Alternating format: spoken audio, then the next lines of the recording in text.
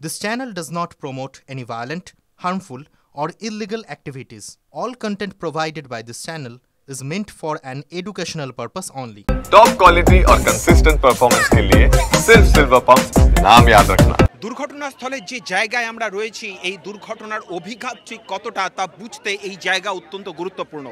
আমাদের পায়ের কাছে এয়ারক্রাফটের দরজা ছিটকে এসে পড়েছে।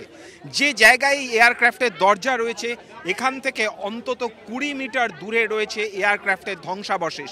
যে জায়গা ব্যারিকেড করে আটকে দেওয়া হয়েছে সেই জায়গা থেকে আরও কিছুটা দূরে যে মানুষের ভিড় আমরা দেখতে পাচ্ছি দূরে, সেইখানে ফরেনসিক টিম এই মুহূর্তে পরীক্ষা করছে এবং সেখানেই বিল্ডিংয়ের ঠিক ভিতরে সেখানে ইঞ্জিন অর্থাৎ যে বিমানের ইঞ্জিন সেই বিমানের ইঞ্জিন এসে আছড়ে পড়েছে।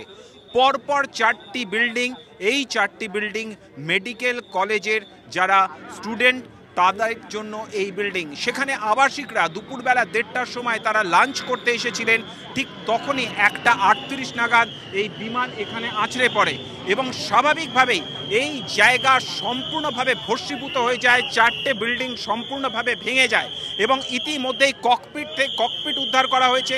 এবং সবথেকে যে গুরুত্বপূর্ণ বিষয় তা হচ্ছে যে খবর আমাদের কাছে আসছে যে প্রায় 1.5 লক্ষ লিটার ফুয়েল ছিল, জ্বালানি ছিল এই এয়ারক্রাফটে এবং সঙ্গে সঙ্গে এই এলাকা ভস্মীভূত হয়ে গিয়েছে। দীর্ঘক্ষণ ধরে আগুন জ্বলেছে, যে কারণের ফলে এই জায়গাতে আগুন নেভানো রীতিমতো চ্যালেঞ্জ হয়ে দাঁড়িয়েছিল।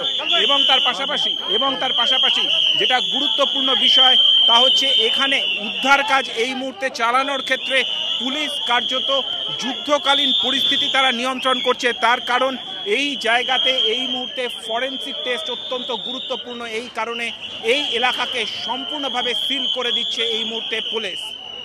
আহমেদাবাদ থেকে ক্যামেরায় অনুদীপ শর্মার সঙ্গে জ্যোতির্ময় কর্মকার, TV9 বাংলা।